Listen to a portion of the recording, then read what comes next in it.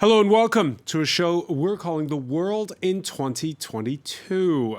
The World this week throughout the year in partnership with the Daily Beast. Nico Hines, world editor of said online news publication, joins us from London. How are you?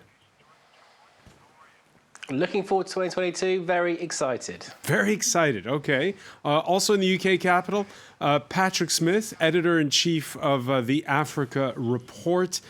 Patrick, are you as enthused as Nico is? Well, relieved to be leaving 2021, hopefully intact. So yeah, I think it's going to 2022 is going to be an extremely important year on every level: political, economics, and of course sporting. So yes, a lot to look forward to for us journalists. Okay, with us is independent journalist Aisha Gul Sert. You looking forward to 2022? I am always looking forward to the next year. I feel like my life is just about waiting for the following year to come. Things can only get better. Lila Jacinto, senior editor at France 24. I'm telling you, François, I'm looking at the crystal ball. 2022 is going to rock. It's going to rock. Okay. You heard it here first. And The World This Week, by the way, we're throughout the year. You can subscribe and like us on Spotify, Apple Podcasts, and other fine streaming services. We were, now that Angela Merkel is gone, he'll not only be the president of France, but soon will be the president of Europe. But that's only because starting on January the 1st, Paris holds the rotating presidency of the European Council. It's going to be a year of living dangerously for Emmanuel Macron. He's up for re-election in April, and as neighboring Germany pivots to the left after the election of a three-way coalition run by the Social Democrats, France's socialists, Greens, and far left seem divided and defeated. So even though Macron right now is talking as president-elect of Europe, he can sometimes sound like he's courting his own constituencies at home. Le premier axe de cette présidence, c'est cette Europe plus souveraine. L'Europe souveraine, c'est d'abord, c'est pour moi le premier aspect, une Europe capable de maîtriser ses frontières. Ces dernières semaines nous l'ont encore montré à travers la crise que nous avons vécue à la frontière orientale de l'Europe. Is that Emmanuel Macron speaking as the head of Europe or courting right-wing votes? I think that's the question that we've been asking ourselves in the past few weeks. Is he the president? Is he a candidate? If he is to be a candidate, why is he taking this long to say it? And if he's going to say whether he's running or not, when will it be? Will it be in January when actually France takes the presidency or not? So I think it's a very delicate place to be, and he's actually playing it quite well. What I'm a little worried about is that when we see he came in 2017 as this a little a la Barack Obama, this breaker of rules, this guy who can kind of bite what Biden is trying to do. You know, it's we are one France. I'm the left, I'm the right, I'm your guy, and I'm the new heir of what's going on. What we see now in the politics is that he's actually trying to court the left, the right. The left is completely lost in French politics, and the right, with Valérie Pécresse, Éric Ciotti, Éric Zemmour, the right, is getting into an extreme right. And in a country like France, which is so attached to quote-unquote values, it's very disheartening to see a French government, a French political play that's becoming more and more radical. So you mentioned Macron in 2017 when he runs for president, transgressive. He didn't come from a party. And as you were saying, he's trying to be both left and right at the same time, courting both. And we saw it in the run-up to the campaign. This is an incumbent who's had commemoration fever these last months. Let's see. He remembered the 200th anniversary of the death of Napoleon at the place where he's buried, the Invalides. The death of one of the last World War II French resistance heroes. And there was that national tribute most recently to American-born music hall star come national icon Josephine Baker, recently reburied at the Pantheon in Paris along the greats of the Republic. Lila Jacinto, as we look at those images of all the different commemorations that Emmanuel Macron has been to, it's a strange job, President of France. You really try to embody the Republic and everything. And what does the French Republic look like when you look at this president and all those ceremonies? I mean, from my point of view, so boring. There's constantly looking back at the past. What is the messaging here? We just reinforce the idea that France was great and had great people, and we keep having commemorations. But, to come to what Aisha Gul was saying about, when is he going to declare his candidacy? And also the point that, the left is pretty much lost. Macron has abandoned the left. Looking at the crystal ball, I'm not in his head, but I would imagine that he's probably going to use the EU presidency to get onto, his centrist platform. Because let's not forget, I mean, the mood of the French people is still sort of conservative, not extreme right, not extreme left. And I think Macron could possibly use the rhetoric of the EU presidency to bring back the sort of people or conservative French values, the sort of Gaullists who don't like to see the ugly way that the political discourse has gone, which which will see him, which I forecast, if the left doesn't get its act together, it's pretty much going to be a sort of a really centrist run presidential campaign. Yeah, so Patrick Smith, we're living in an era of uncertainty the whole world over. If you're running for re-election and there is a demand for the state to protect you against that uncertainty, do voters then want continuity or change? Well, I do think, assuming that Emmanuel Macron is going to stand, and I think that's a fairly safe bet, I think his most serious opponent is going to be Valérie Pécresse.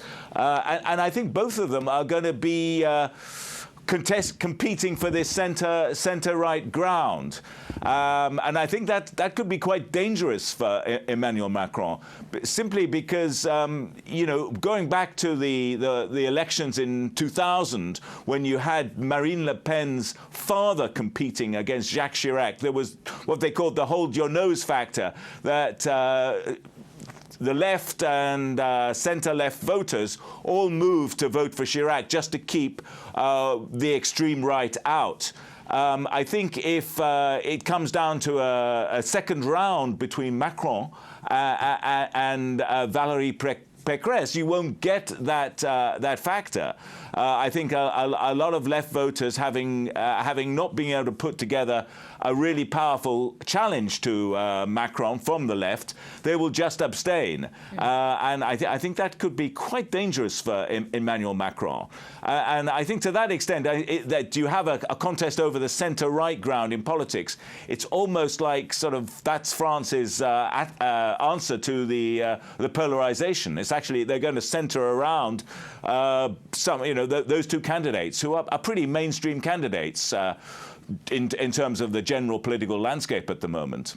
Nico Heinz, the feeling abroad of Emmanuel Macron is very different from the feeling inside of France.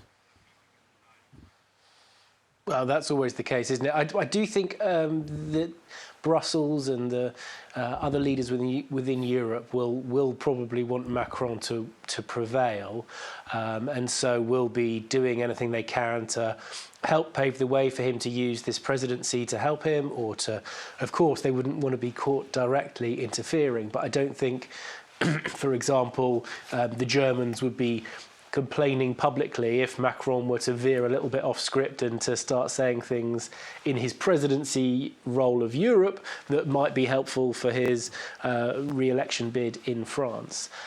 Because they don't want, obviously, Brussels doesn't want one of the extreme candidates, Zemmour and Le Pen, to win.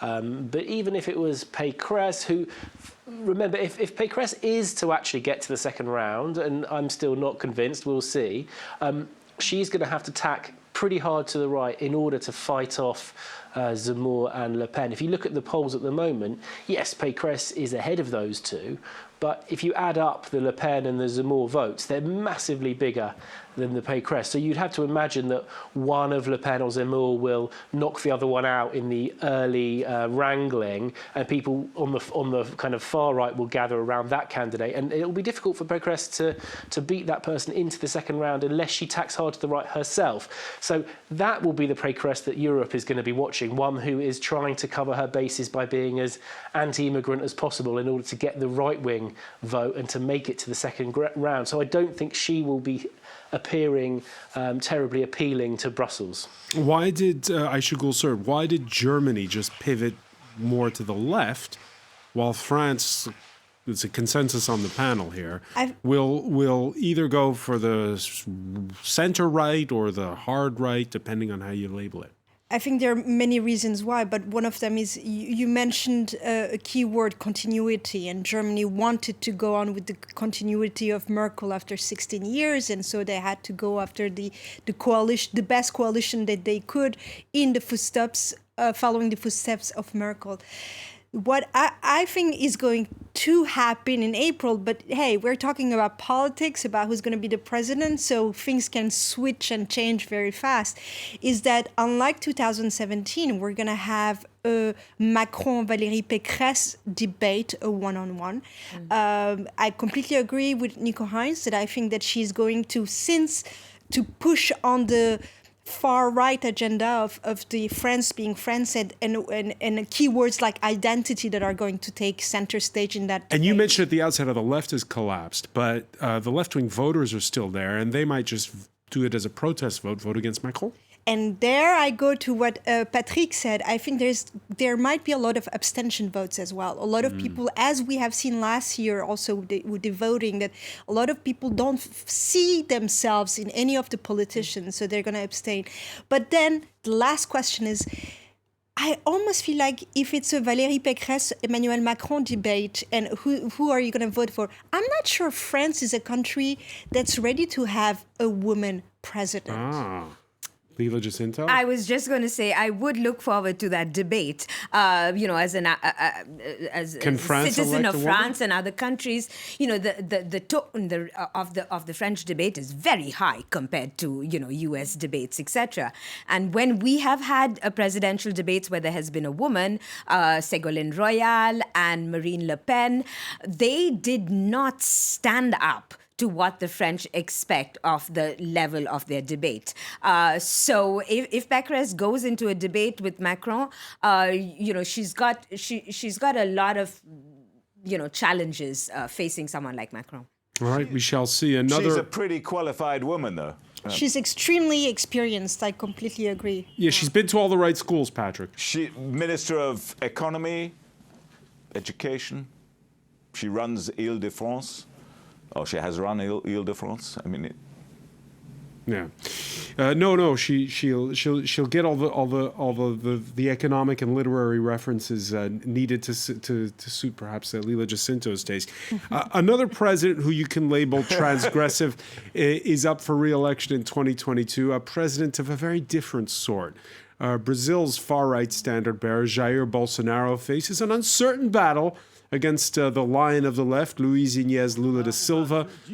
Bolsonaro, a former army captain who's taken on all comers when it comes to COVID, appointing military officers to his cabinets, taking on indigenous people, and siding with loggers who chop down the Amazon rainforest, although he tells it a little differently. Florestas são importantes para mim porque cobrem mais de 60% do meu país.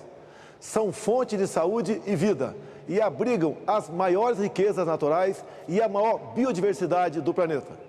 Assumimos o compromisso de eliminar o desmatamento ilegal até 2030.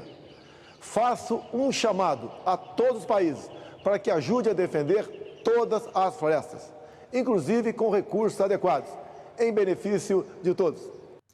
Okay, so Nico Heinz, that was the message he put to the COP26 conference, saying he would clamp down on illegal logging and urging the world to help defend forests. Your reaction?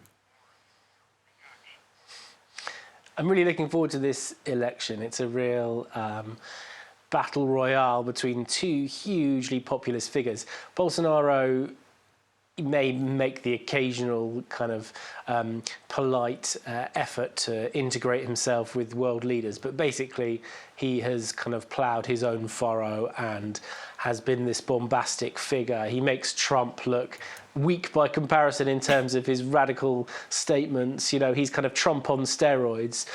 And already there's a police report that appeared in the press in the last few days saying that the cops in Brazil believe Bolsonaro is spreading disinformation, that people shouldn't trust the electoral process. You see that Lula is already ahead in the polls for the election next year. And you can bet that Bolsonaro will try everything, right up to and including threats of military coups and having judges throw out the results of the election if he thinks that Lula is going to get the better of him. So this is definitely one to watch with the popcorn. Well, yeah, is Trumpism still alive? It is, because with what Bolsonaro is saying, and it's alive and it's spreading, in the sense of Bolsonaro says that if actually he loses the elections, he will not recognize, the outcome, which is exactly what Trump did. What really I find scary and fascinating in politics at the same time, Bolsonaro says only God removes me. So there he plays in just a few words on the fact that that the Brazilian voter is usually traditional, votes for a man who kind of lives like the king, who is God on earth. But on the other side, where he will lose, I think, the people who actually voted for him before, is that the economy is not doing well. And when you can't get people to be happy with the way they live, you lose your vote. All right, and let's talk a minute about his opponent. After a stint in jail before corruption charges were dropped, Lula, the once and perhaps future president of Brazil, still firing on all cylinders at age 76. I'm not, and I don't want to be, the saviour of the nation. I have a vision of the country and of the world of politics. And I think that the gateway to solving Brazil's problems is to govern in the interests of the poorest. We have to include the poor people in the national budget. When you're thinking about all the money that the state receives and how to distribute it, put the poor in first place. Because if you don't, there won't be enough for social policies in Brazil or almost any country. Patrick Smith, that interview with France 24, Lula, really a throwback to his first stint as president, putting the accent on lifting people out of poverty. Yes, and I think having served his time, having been snagged in the car wash scandal over party political funding and associated corruption, he feels he's got a huge point to prove. I think he's going to be greatly helped by the same factors that helped Joe Biden in the US elections last year, that the Bolsonaro regime has not handled the pandemic at all well. It's been in denial. Tens of thousands of people have died unnecessarily. Plus, the environmental devastation is having a real effect on livelihoods and well-being. And as Nico said, I mean, at the moment, Lula is quite substantially ahead in the polls. But at the same time, it seems to be pretty clear that Bolsonaro doesn't think he needs to go anywhere. In fact, he's not going to go anywhere. He's said as much. So I think you're really gearing up for a tough election campaign. I guess what Lula must be hoping is that he gets a victory that is so overwhelming in the first round that it really can't be contested. But given Bolsonaro's strong grip on the security services and all that goes with them, I think there's going to be a massive legal fight over that. And it's by no means certain that the person who actually gets the most votes is going to end up president next year. All right, speaking of re-elections and overwhelming victories, Xi Jinping on course to become China's longest-serving leader since Mao. This after last month's plenum of the Communist Party elevated him to the same stature as well the founder of the People's Republic, Mao Zedong. Cadres opting for stability at a time when relations with the West are frayed and the country is looking more inward. The rhetoric was defiant back in July, when the country marked the 100th anniversary of the founding of the Communist Party. Then Xi gave a big speech on Tiananmen Square in Beijing. The Chinese people will never allow any foreign forces to bully, oppress, or enslave them. Anyone trying to do so will most certainly face bloodshed in front of a great wall of steel built by more than 1.4 billion Chinese. How do you interpret that, Leela? Is it just, playing to the crowd, or is China fundamentally changing right now? China, under Xi or under the Communist Party, which has been in power for 100 years, we're not talking about fundamental change per se. But it is a very important step that Xi took in elevating himself to the position of Mao. These kind of historical resolutions, which is also interesting because the Communist Party informs 1.5 billion people how do they think about history. And, this has happened in essentially only 3 times. So this was a historic resolution. And in 2022, we are going to have the 20th Party Congress of the CCP, the Communist Party of China. This is going to be such an important moment. I mean, it is sort of the equivalent of, in Vatican watching the gray or white smoke. Because what is really critical to the continuity of China is the great leader, the one leader, but it's also the elites around him. Right, so that's where the suspense will be. Exactly. In Chinese history, which is a long history, 2,000-year-old history, whoever is in power of this vast region is always got to watch for how are the people around him, are they happy, etc. Xi Jinping has, gone after, the Chinese version of the oligarchs. He's had he's got these anti-corruption drives. He has signaled in the course of 2021 that, the real estate market is way too hot. So he's also got, he's targeted sort of special interests, and people who are watching Beijing, like Kremlinology, are going to watch all these committee parties, etc., who stands where, which is sort of difficult for the layperson, but if you are a China watcher, extremely important. So this is interesting because Nico Hines, we talked a few months back at the start of the school year in China. They had started introducing in the curriculums for children, even young children, sayings of Xi Jinping. And there was this idea by some that, we're heading towards a new cult of personality, that it's a one-man rule or certainly veering in that direction. And then we've had other, as Leela was saying, China watchers who say, no, that this is a conscious choice by the Communist Party to opt for continuity in uncertain times. I think that when we head towards a kind of inflection point, so we're about to have him reaffirmed for potentially an unlimited third term. There's always going to be a bit of chatter about how that should be arranged in the months leading up to it. But I don't think many people believe that she's actually going to be kicked out of power. So assuming that he gets through that and is reaffirmed in this unassailable position, I think what is really interesting, but also really dangerous, is that he obviously sees himself as an important global historical figure already.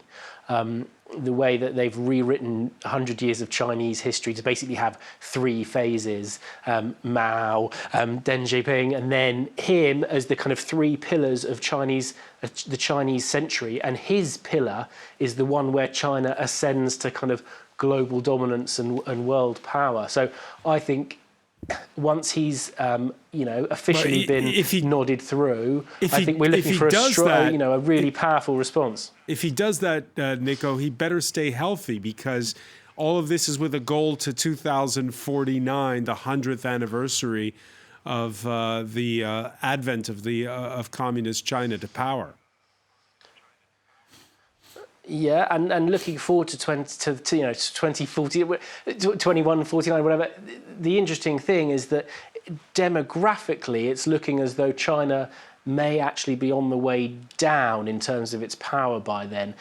By the mid-2030s, it looks as though this current mega powerful generation of productive workers is going to be leaving the workforce and getting pensioned off, and there isn't a sufficiently large new cohort of workers growing into that because of years of small families in China, and there hasn't been the kind of demographic growth that they would hope for. So it's possible that China will actually be will be peaking around the mid-2030s, late 2130s, and therefore there's going to be a real crisis point. And if she is still in power then, which I would put my money on, he'll be looking to really make a big show in the middle of the next decade, looking ahead to that anniversary.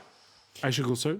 Yeah, Nico Hines was talking about global dominance, and that's exactly where China is today. I mean, you can see Chinese infrastructures not only in terms of in Europe, but also all the way in Africa as well. So it's not only a demographic dominance; it's also an economic dominance. The thing is, what is the quote-unquote West going to do, facing this Chinese force, in the sense of Biden has decided from the very beginning that China is the no-go zone for him.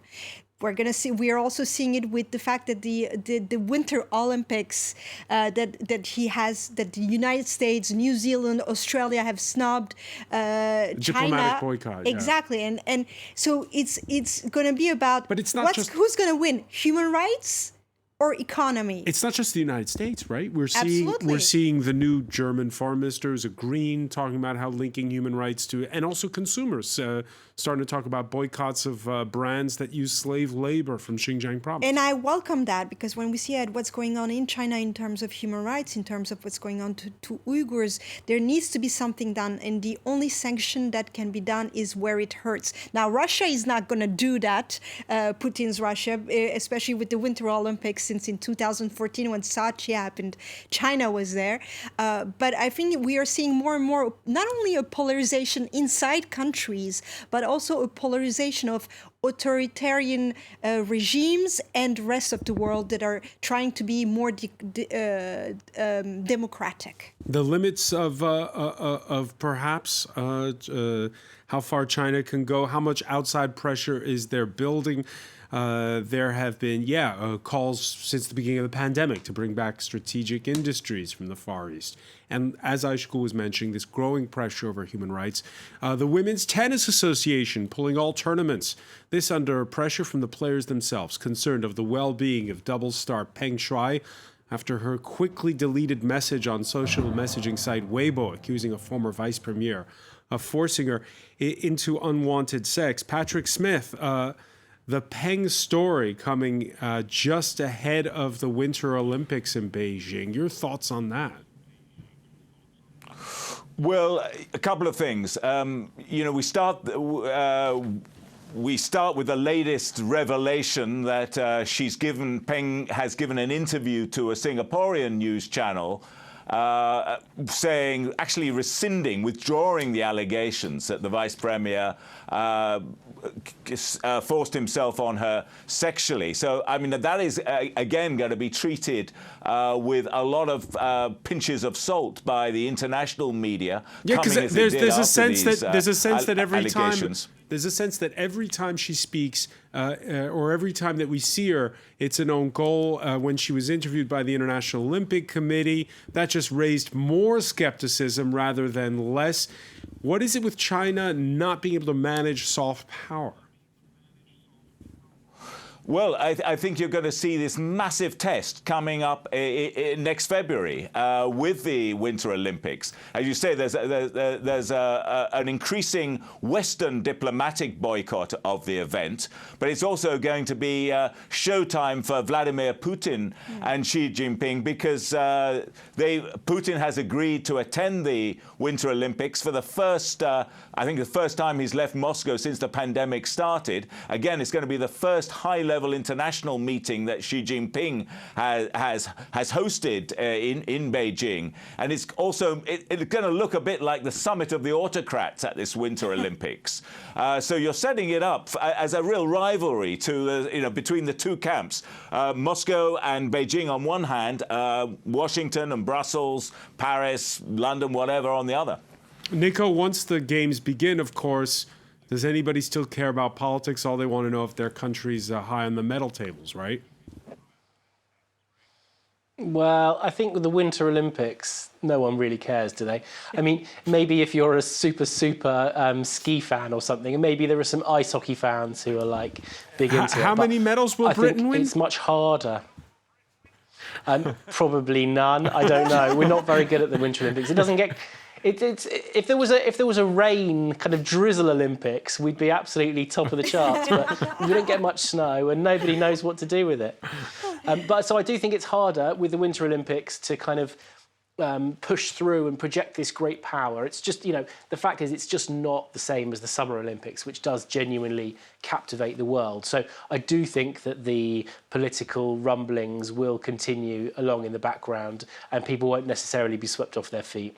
All right, the Olympics in China, the FIFA World Cup to be held it's starting in November in Qatar.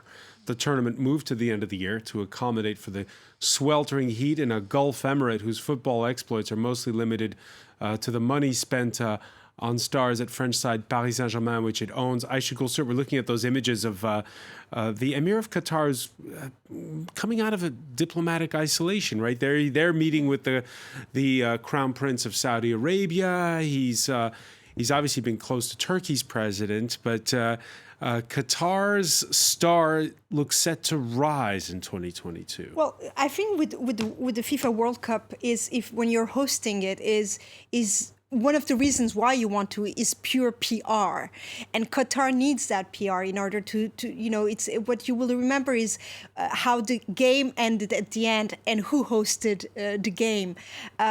So it shows also when you have money, what you can buy and what you can't.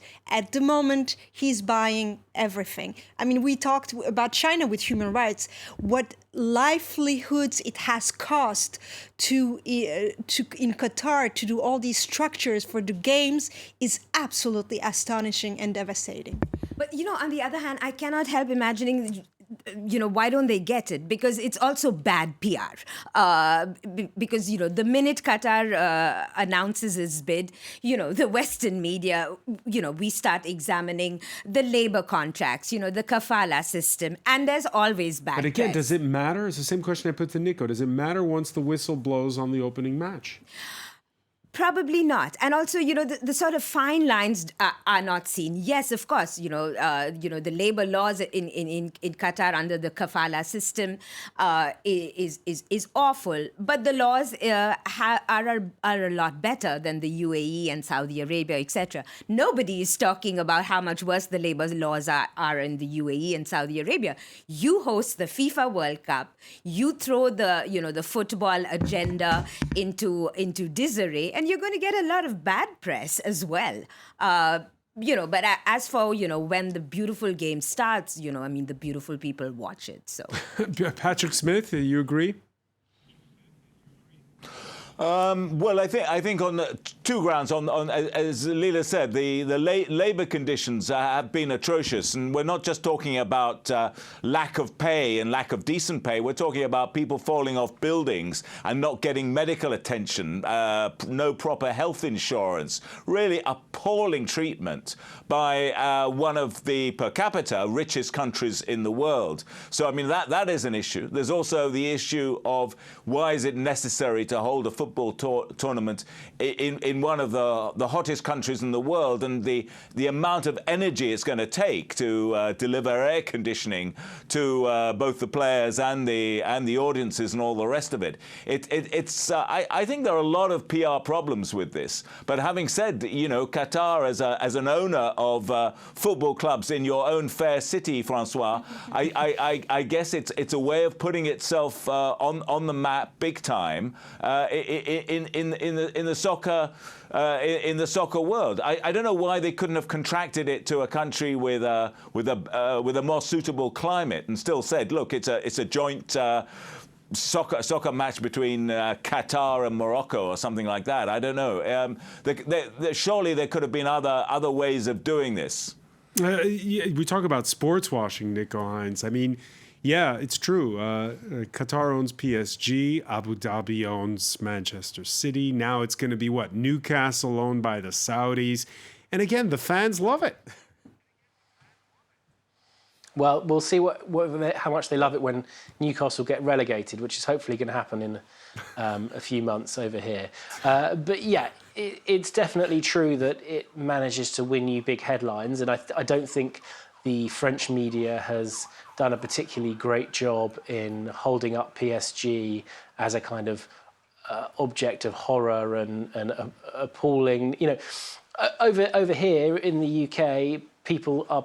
Man City is not well liked by the general population. Same with Chelsea, who are owned by this Russian billionaire. I don't get the sense that the French media has done such a good job of making people aware that there's nothing to be proud of about PSG. It's just something owned by a Middle Eastern country. It's not a real sporting endeavour anymore. But I think that the press is really interesting in all of this. And I think what has really shocked me in Qatar ahead of the World Cups, I think it was last month, there were 2 Norwegian journalists arrested there and had their cameras destroyed after they were trying to do some research on a story which probably would have been embarrassing for the authorities there. And that got some pickup. If the Qatari authorities start arresting journalists during the World Cup or forcing journalists to do things, forcing them to go to certain places, banning them from going to other places, that really will kick off a big stink, because journalists will be distracted by the football to some extent. But if they start getting treated badly, if they start getting arrested, that really will become a massive storm, and it does risk undermining the sports washing credentials of the whole enterprise. I should go, sir. God, this is not only about Middle Eastern countries, though. I mean, look at the investigation that continues right now about how did Qatar how did Qatar become the host country for the World Cup? Well, apparently there was a meeting with Cher Nicolas Sarkozy at the Élysée, who was president at the time, and Michel Platini, who, hey. As a Turk, we have heard of his corruptions and cases that are going on. My childhood hero as a player. You're breaking my heart. Hey, as a player, he's wonderful, but as the head of FIFA, that's the question. Of UEFA, yeah. But the thing is that, so it's not only about what the Middle Eastern countries are capable of, it's also what have the Western countries been involved in. And all this is all this is coming to light more and more. There's nothing you can really hide for a very long time. In 2022, I think it's going to be a year where it's going to be more transparent than the past. And nothing will change, right? Because sports will continue and there's a lot of money to be made. All right. Well, let's chase those ill forebodings and just ask ourselves before we go, how do you take a deep breath and nourish your soul before the madness that's sure to be 2022. Fortunately, our panel to the rescue with their picks for a book or movie that they want to recommend. Let's begin in London with you, Patrick Smith. Right. Well, I wanted to start the ball rolling with a guy called Abdulrazak Gurna. Many of you may not have read him until this year, when he was awarded the Nobel Prize for Literature. and he is a tremendous guy. He has been Zanzibari by origin. He's written 10 novels. His latest is Afterlives, and that's my chosen book. It's set in Zanzibar at the turn of the century.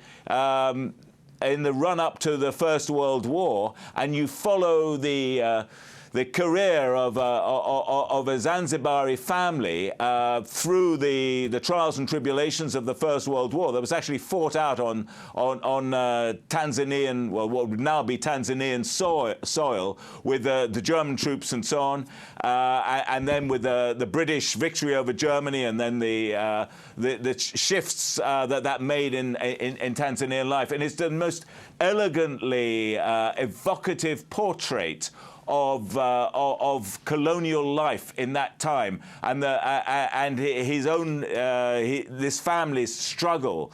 They were rent asunder by the conflict and all the rest of it, and colonialism, and how they came together, and how it's a story of lost love and lost ambition. But it's just beautifully written. I couldn't recommend anything better to take up this holiday season than this book. It will take you out of the 21st century pandemic into a different world, told with love and real literary verb. All right. I don't know how much we're going to be able to escape with our next pick. Aishul, sir, we're going to stay on the theme of Nobel Prize winners, though. Yes, I thought about Maria Ressa, who won the Nobel Peace Prize this year, who's a Philippine journalist, and who has a book in 2022 coming up called How to Stand Up to a Dictator. And I mean, after all we have talked about, that sounds like a great title. But at some point, Ressa was saying that she received up to 90 harassment and hate messages on Facebook. The Philippines this coming year in 2022 have elections in May. So it shows how the work of a journalist can shed light to what's going on in a country, but also in a historical context. So I highly recommend it. Lila Jacinto? Well, my choice is, for 2022, it's a book that's written by this Kashmiri poet and writer. It's called Rumors of Spring. And I chose it really because in 2021, we saw Afghan women going indoors. And, and I found this book interesting because this is a memoir of an adolescence that was written in the 1990s in Kashmir when the militancy really began. And it talks about how, the period of transition from childhood to adulthood is affected by militancy, how it pushes women inside, and how, war changes cultures. And we are looking at, in 2022, we're going to see, Afghan women who are not in public view. We are still going to be fighting for their rights. And so, So this one's for all the women who live in conflict, and it is a very elegantly written book. It's not very political, but it also gives you a sense of a culture that is dying by the mainstream. And we are also seeing this in parts of the world that have these powers in capitals, whether it's Beijing or New Delhi, taking over and having a sort of a uniform culture that is just gently dying. All right, and the book again is called Rumors of Spring. Nico Hines, your pick. Well, no Nobel Prizes over here. I'm going to suggest people head over to Netflix instead. There's a fantastic film by a New Zealand director called Jane Campion called The Power of the Dog, which, with any luck, might be troubling the Oscars 2022 awards, but who knows? That always seems to be something of a mystery. The film is a Benedict Cumberbatch piece, and it's a really profound look at a kind of the power dynamic between two characters and how that changes over time, and how from the outside it's really hard to see how that power dynamic is changing. And by the time, no plot spoilers, but by the time the title credits roll at the end, something has just happened towards the end of the movie, which immediately makes your brain spool back to look at all of the scenes that have come before and see them in a completely different light. You realise you weren't watching the film in a way that perhaps you should have been watching it. And it's really stuck with me because I think it is really profound and it really shows a lot of what's happening in the power dynamics that are happening in the world. Like we were talking about Biden versus Putin. And from the outside, we can see certain things and we can read certain things, but we don't really know what's happening with that power dynamic. And we won't know until the end whether Biden was playing it right or Putin was playing it right. And I love that idea of searching to try and understand how this huge power dynamic is shifting and changing between two men. All right, we'll leave it there. Nico Hines, The Power of the Dog, that movie by Jane Campion, her first full feature in a few years. I want to thank you so much, and the best. Well, it's bad luck in France to wish that other thing. So I'll say happy end of the year to Nico and to Patrick Smith over in London. Aishugul Sert, Leela Jacinto, thank you for being with us here for this special edition.